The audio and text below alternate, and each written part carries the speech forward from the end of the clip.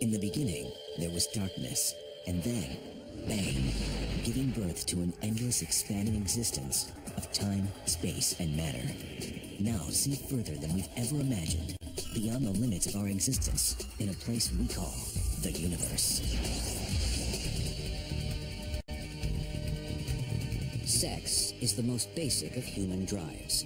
It propagates the species, connects us, provides pleasure, and permeates our culture.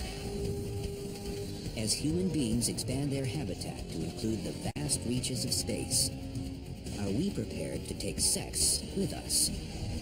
The future of the human race itself may eventually depend on one question: can we have sex in space? The first baby to be born off world is going to be a historic day for humanity. I think that people will be surprised at how much work it is to have sex in space. You've heard of the Mile High Club. I've been talking about the 200 Mile High Club. Prepare to experience sex in space.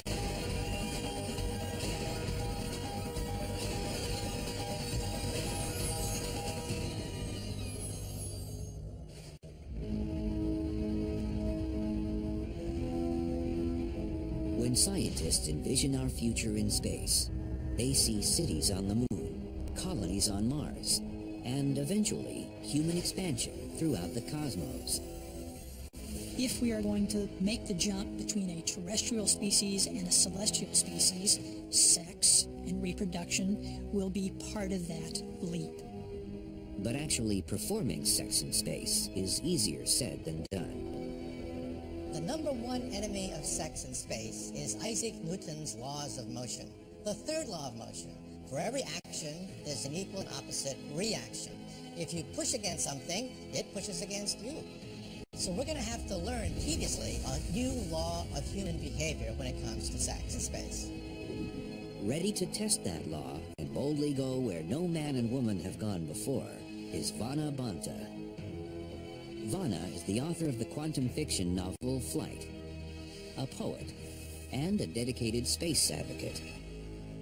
Once someone I was working with said, Vana, some people think about what they're having for lunch tomorrow, and you're thinking hundreds of years into the future. Today, in Las Vegas, Nevada, Vana and her husband, Alan Newcomb, are doing their part to usher in the future of human space exploration. Vana and Alan are rehearsing for a test of the first garment created to help facilitate sexual intimacy in the weightlessness of space. Vana calls her invention the two-suit. The two-suit is a utilitarian garment that functions by itself as a flight suit and can unzip or attach with Velcro and attach to a partner suit with very lightweight fabric inside that can expand. Vana and Alan will conduct the first ever test of her two-suit aboard G-Force One, a modified Boeing 737 that produces the effect of weightlessness. As the early designer of the interiors for G-Force One, we discussed many things that can happen within that environment. And sex and intimacy and floating as couples or more together is certainly one of the things. But I think the concept of the two-suit is perfect. But I also think just the philosophy behind thinking beyond normal into creating a suit for two people is wonderful. This isn't Vana and Alan's first trip aboard G-Force One. Vana was invited on the aircraft's maiden voyage in 2004. The moment I first experienced gravity lift and microgravity, it was unlike anything I ever imagined. And you can think something physically and execute it by intent. For example, I barely thought somersault, and it was effortless. It was exhilarating. It was while trying to initiate an intimate moment with her husband that Vana realized something was lacking from the weightless experience: physical intimacy.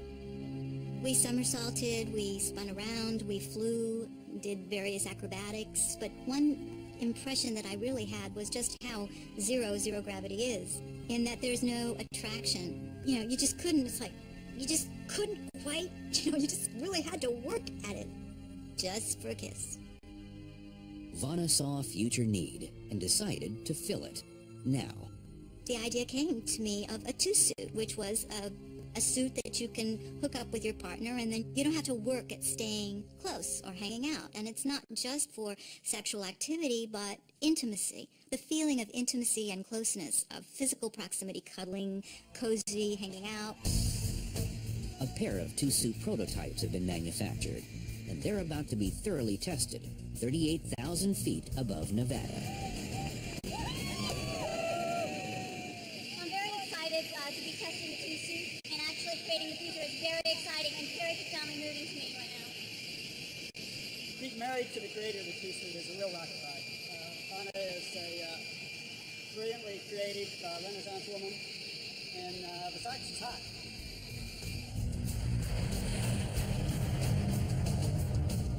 To create the effects of zero gravity, G-Force One takes a parabolic vertical flight path.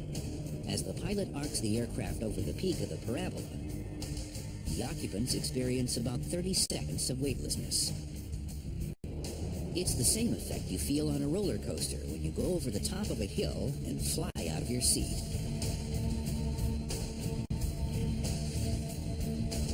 During the flight, Vana and Alan's challenge is to complete one docking maneuver, kiss, and then undock before the aircraft comes out of its parabola and gravity returns. Vana created her two-suit to be worn on long-duration space flights.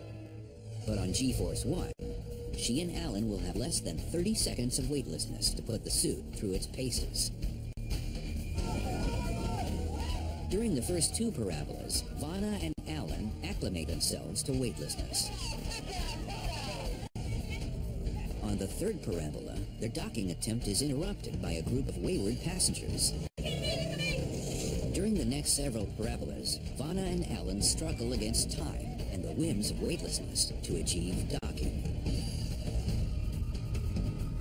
Finally, on the eighth parabola, a successful docking, a kiss, and a successful undocking. Well, I would call the mission a success. I think it's a functional design, and I would like to test it in more prolonged zero-gravity conditions, because I think that really will be the next step. I was pleased with it and really enjoyed the flight. Vana's two-suit is just one small step towards humankind colonizing the universe. The giant leap will occur when we actually begin making babies in space. What little we know about reproductive and developmental biology in space suggests to us that there are going to be huge problems if the species tries to make a single jump from a terrestrial civilization to a weightless civilization. The first problem is zero gravity, or more accurately, microgravity. When we have a space shuttle or space station orbiting Earth, we call it microgravity because gravity is still present and there's still a slight pull towards the Earth. It's just not very strong. When you take a human and put them in a micro-G setting, the bones are losing calcium, the heart is getting lazy, it's losing mass, the skeletal muscle is losing mass. You lose red cell mass, you lose plasma volume. The second problem is high-energy radiation, atomic-scale particles that fill the vacuum of space. There is a possibility of sterility caused by exposure to radiation, and this has been something that we've seen from nuclear power plants and people who work around high doses of radiation. These radiation particles on Earth were shielded by a magnetic field in the Earth's atmosphere, but in space, they can move unimpeded until they hit something like human tissue. And when that happens, they can kill the cell, or they can just damage it. And when they damage it, what happens is they will take out part of your DNA, but the cell still lives and replicates, and that cell then mutates. And this is the same thing as we know of as cancer on Earth. To see how microgravity and high-energy radiation might affect sexual reproduction, scientists have conducted animal tests in space. Animal studies are really the first step before we can take a human into space and have them become pregnant or give birth. So you have conception, you have the development of a placenta, you have the development of organ systems prenatally, you have the process of birth. all of these things are in common between small animals and humans. The first animal to successfully mate in space was the Medaka fish, which flew on the space shuttle in 1994. For the Medaka study, the animals mated in space, they laid eggs, and the babies hatched in space, telling us that all of those aspects of reproduction are possible in the fish. But people are mammals, and there are many intricate phases involved in mammalian development, from the start at conception all the way through birth. A study with rats aboard a 1995 space shuttle mission showed an abnormal behavior in newborns. For the first week after birth, the young rat pups weren't able to turn themselves from their backs to their bellies, which is a very characteristic response in rats. We think that rearing them in microgravity caused that sensory system to be understimulated by gravity, and hence it developed differently in space.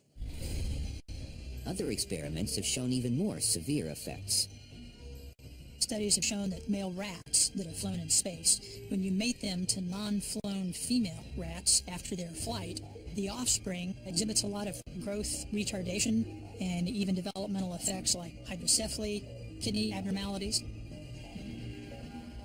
Researchers agree that more animal studies are needed before we can begin to study human sexual reproduction in space. We're approaching year 50 of human spaceflight, and we still have yet to see a single mammal go all the way from an egg to an embryo, all the way through gestation, be born, develop in a zero-G setting, and then have the first generation reproduce in space. So I think we need a new priority to really fully understand mammalian development in a weightless setting. The key to human reproduction in space will come via animal studies. But no animal study could have predicted what one astronaut referred to as the Viagra effect.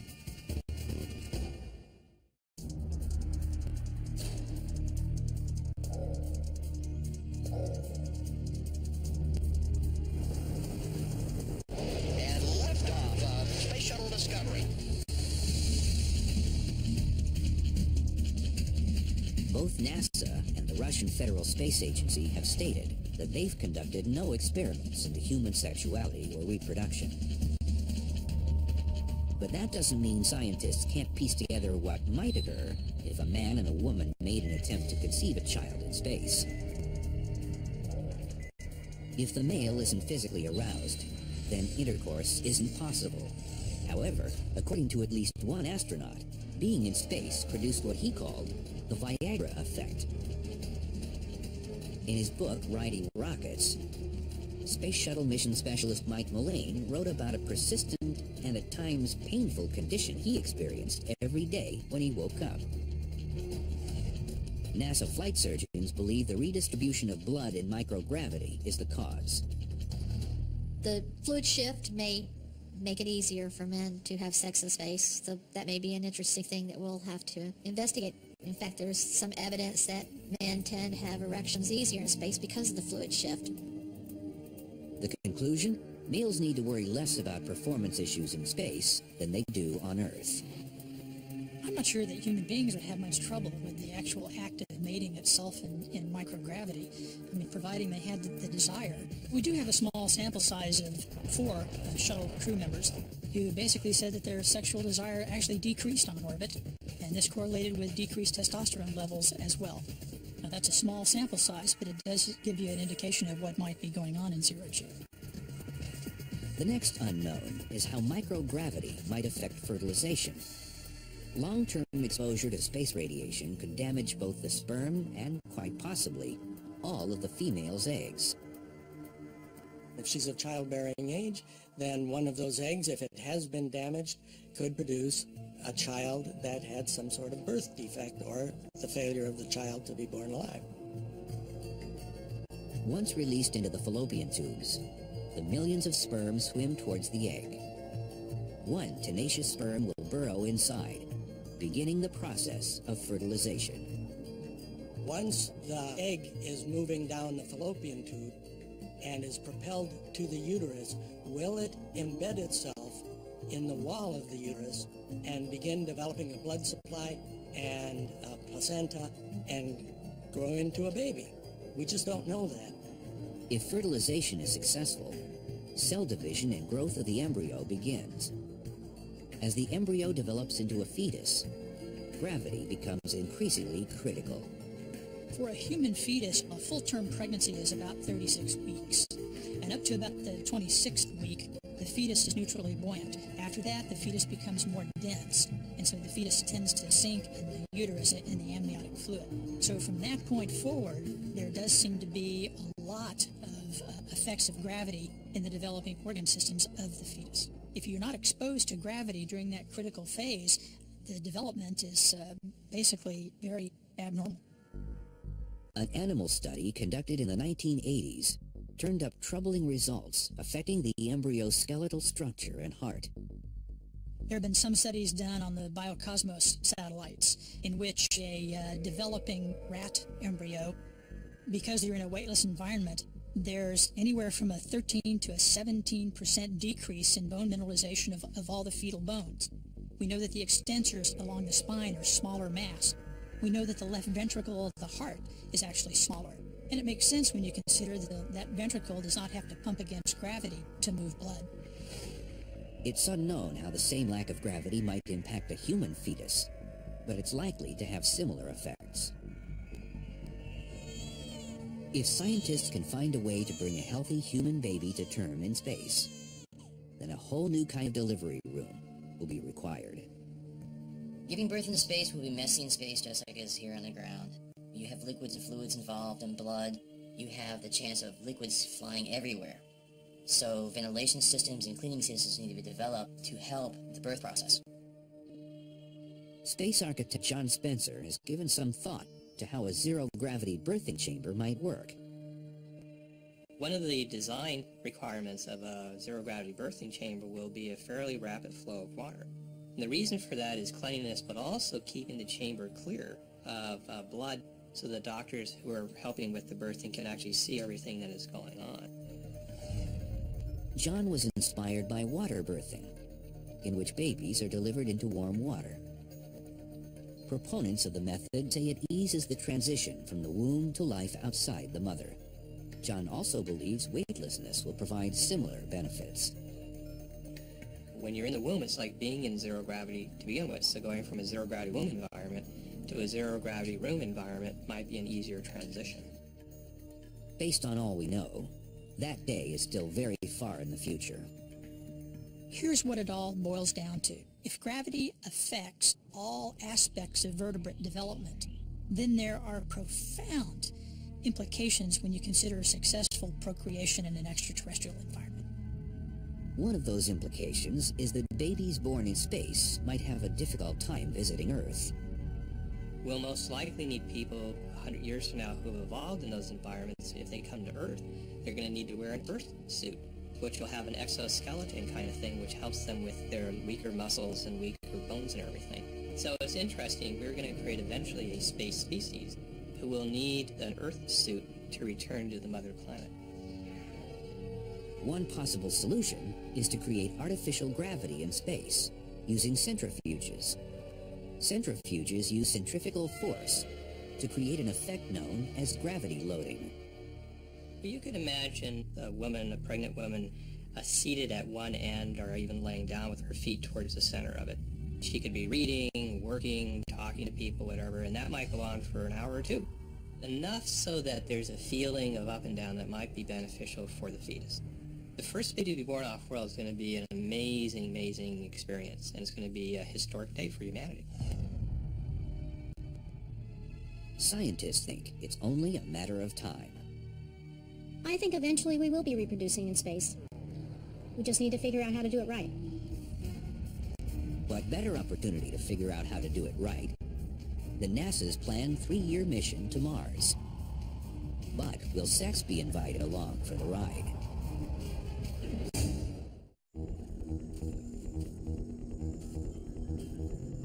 $65 million years ago, another species dominated the planet as humans do today. The dinosaurs were the preeminent life forms on Earth. for over 150 million years, but all it took was one single very bad afternoon, and that took them out of the picture forever, and they never came back.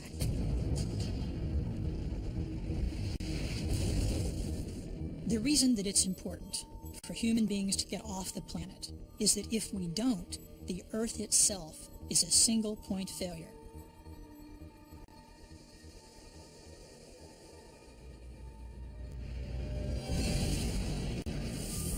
If you don't have a backup, if you don't have an alternate pathway, if that one critical link breaks, then the whole system undergoes catastrophic failure. But if reproduction doesn't happen, and if it doesn't happen successfully, the species is not going to survive. Despite such warnings, human sexuality and reproduction remains a taboo subject at NASA. NASA is really an incredible organization. It's an amazing place to be.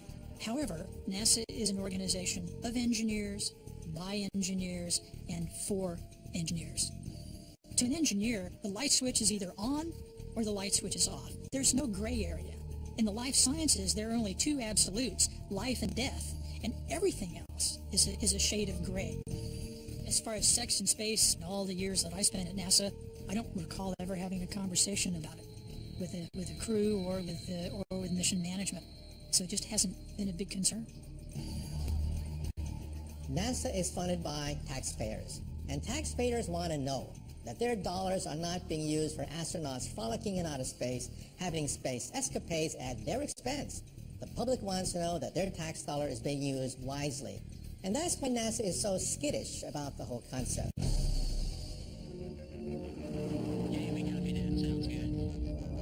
NASA currently has plans to return humans to the moon by the year 2020. That's just a warm-up for the main event, a 3-year voyage to Mars and back. In its master plan for the mission, NASA left out all references to human sexuality, an omission cited in a report by the National Academy of Sciences. As far as sexuality in space, that's an area that hasn't been researched at all. Psychologists and psychiatrists have come to conclude that humans need to be connected in order for normal functioning.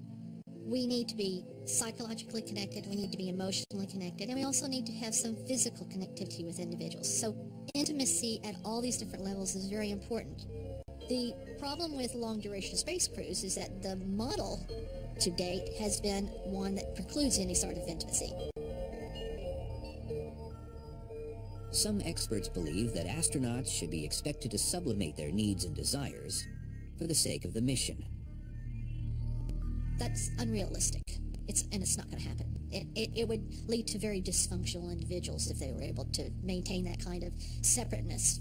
So in order for the team to be functional, intimacy on all these different levels is going to be part and parcel of just normal human functioning, and we need to plan for that. The counter-argument is that sex between crew members could create dangerous distractions and divisions.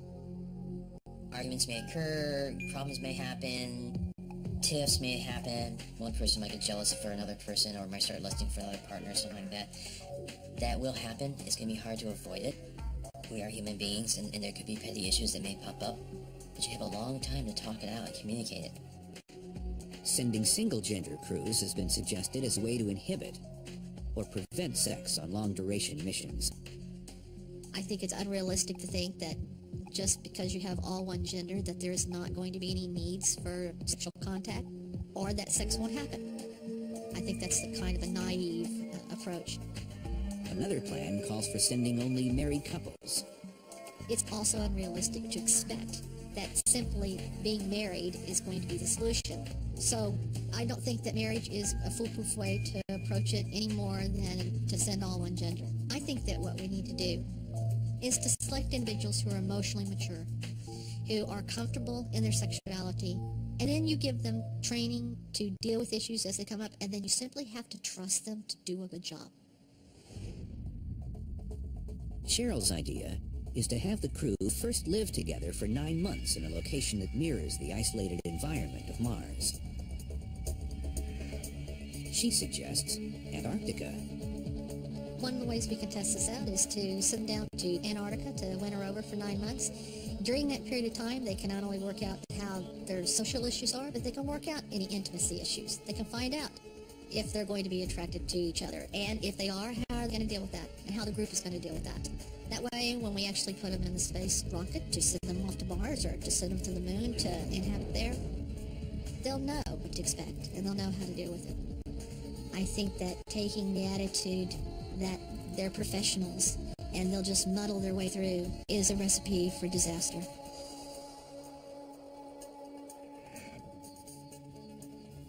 Despite NASA's denials and their history of avoiding the subject, some say sex has already occurred on a U.S. spaceflight. Some believe it's unrealistic to think that out of the hundreds of adventurous risk-takers who've rocketed into space, that at least 2 of them didn't engage in some cosmic coupling. I wouldn't be surprised if sex has already happened in space. I mean, we've had a married couple on the NASA shuttle, and if you've done it on Earth, wouldn't you try it in space? The married couple in question are astronauts Jan Davis and Mark Lee. In 1992, Davis and Lee blasted off for a 7-day mission aboard the Space Shuttle Endeavour. NASA has no official policy banning sex in space. NASA has not told people you must not have sexual intercourse. People are expected to know better than that. But they do have a policy against sending married couples into space. Davis and Lee met during mission training, fell in love, and wed just before liftoff. Because it would have been too disruptive to replace one of them on the mission, NASA made an exception. Could the rest of the crew have allowed them some private time? It is possible that the crew members did collude to help the married couple do something up there, but it's highly doubtful, just considering the conservative nature of the astronauts, the conservative nature of NASA, to allow for such a thing to take place. I wouldn't say that I would hope that they broke regulations, but I could say that I hope that they utilized the opportunity to consummate a union in an environment and a situation and a mission that truly celebrated the beauty of the union of 2 human beings. If the couple did engage, their options for privacy were limited. The crew area of the space shuttle comprises just over 2,200 cubic feet, about the same area as an average-sized living room. In terms of the space shuttle orbiter, the best place to have sex is the airlock leading out into the cargo bay. It's big enough for 2 people. If there's any place on board the shuttle, that's where it might happen. Today's International Space Station is far roomier than the space shuttle, with 12,600 cubic feet spread over 15 modules. I'm very familiar with the interiors of the current International Space Station, and the more intimate areas of that space station are actually the Russian modules. They're more personalized, for example, and that's where it would basically happen in the Russian modules. Mark Davis and Jan Lee have refused to confirm or deny the rumors, leaving only speculation as to whether anyone has probed the final frontier. The fact that every single minute of the day is logged and looked at by mission control here on the planet Earth, you realize that it's perhaps the most impractical and unromantic and unsexy place for romance in outer space. Once you become an astronaut, you don't want to do anything that might jeopardize your opportunity to have another flight in space. If I had a bet, I would bet that the Russians have been more involved in the issue of zero-gravity sex and sex in space than the Americans have.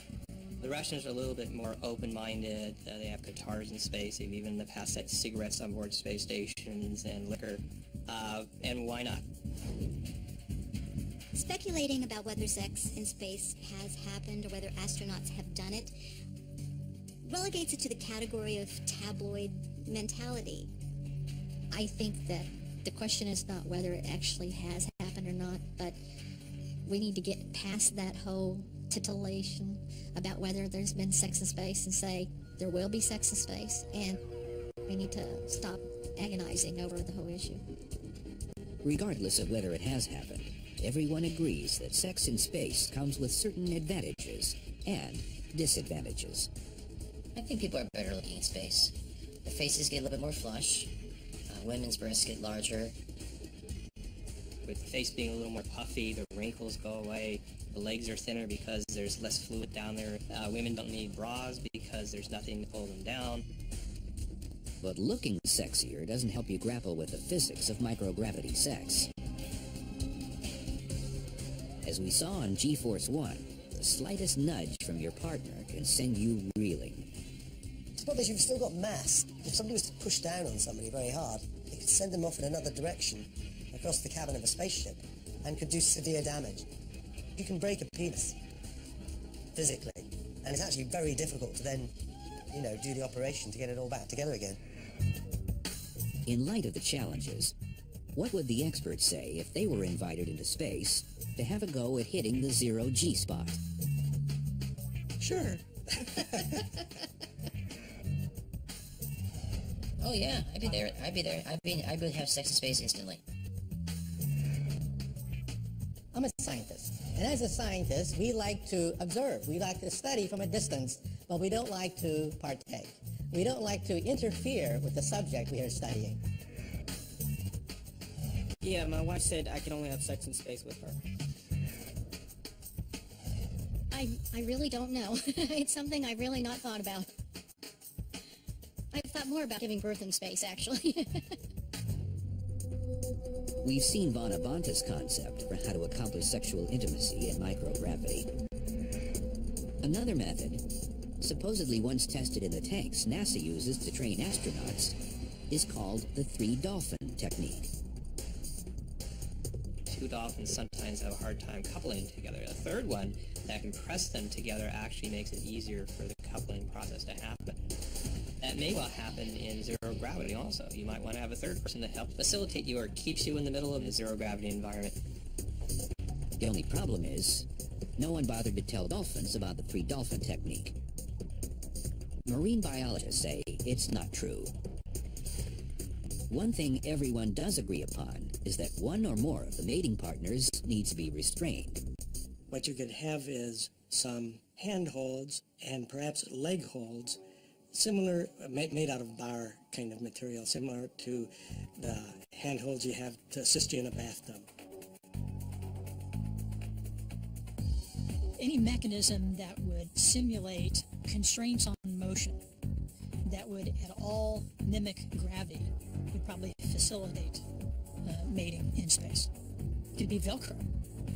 And one of the parties could wrap legs around something and be able to secure him or herself with their knees. Mm-hmm. I think that human ingenuity will give us answers that we can't hypothetically guess at, that when you actually put people in the environment, they'll figure a way to do it.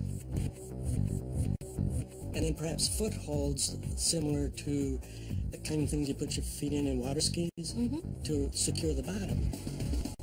For sex in space, I think you might want a seatbelt. We have done a lot of work trying to do CPR in space. And when you think about it, cardiopulmonary resuscitation is a similar kind of complex act, between two people, right? We evolved this big system where you would do CPR. We put a lot of thought into that system. You know what the astronauts decided early on when they evaluated the system?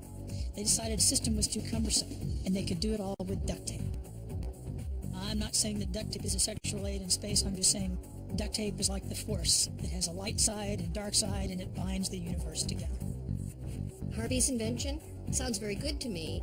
For one thing, it doesn't involve a third party, the so-called dolphin effect, which I think would be quite uncomfortable for me. Speculating about coupling in microgravity may soon be a thing of the past. Get ready for a sexy new vision of the future, courtesy of the private space industry.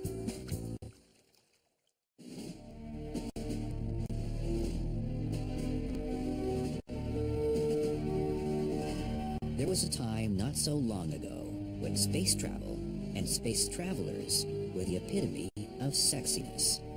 Space was very sexy in the 1960s.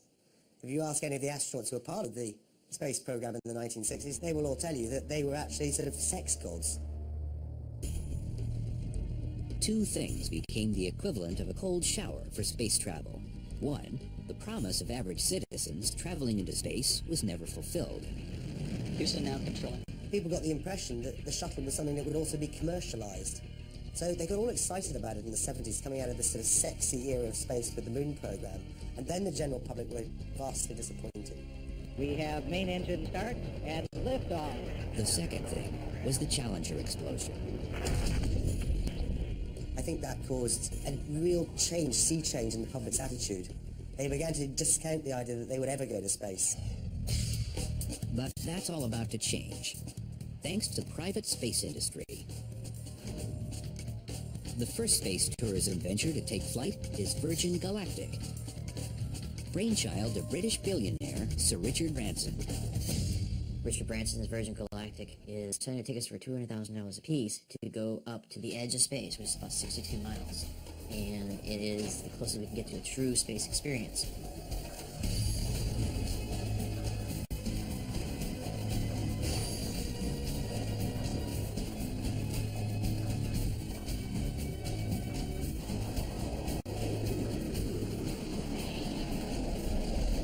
Virgin Galactic's maiden voyage is still a few years away.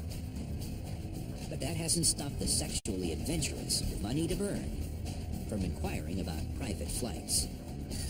They've inquired about the idea of having their honeymoon in space, and actually, as part of that process, consummating their marriage in space. Now that is an idea that we are not going to follow up with to start with. We need to understand much better the risks that they could encounter before we would even contemplate the idea of allowing somebody who's a honeymooner to consummate their marriage in space. But the fact of the matter is that some people do want to do this. Groundbreaking as Virgin Galactic is, it's small potatoes compared to what the Space Tourism Society is cooking up. You've heard of the Mile High Club. I've been talking about the 200 Mile High Club. We see super yachts or cruise ships in orbit around the Earth or circling between the Earth and the Moon as a key element to true space tourism. We're talking about entertainment, we're talking about fun, we're talking about drinking, we're talking about sex, we're talking about all sorts of wild and crazy things here. Leaping ahead to the year 2050, let's see what a newlywed couple might experience on their honeymoon aboard a space yacht designed by John Spencer. This is a mock-up of John's space yacht. I'm designing a discotheque. This will be right here in the center section here. This will be a central sphere. Imagine, if you will, a giant 60-foot diameter sphere that will be almost completely glass or some type of glass-like material, and you can see in all directions. And then you'll have people floating around and dancing and sailing and doing all sorts of things for entertainment and for pleasure and for fun. Now, after a long night of dancing and carousing and having a lot of fun, the couple want to have a little bit more fun. On Earth, that might include a romantic interlude in a hot tub. John Spencer envisions a space-based hot tub he calls a hot sphere. You can imagine that your honeymoon suite is a sphere, and within the center of that is this colored warm water.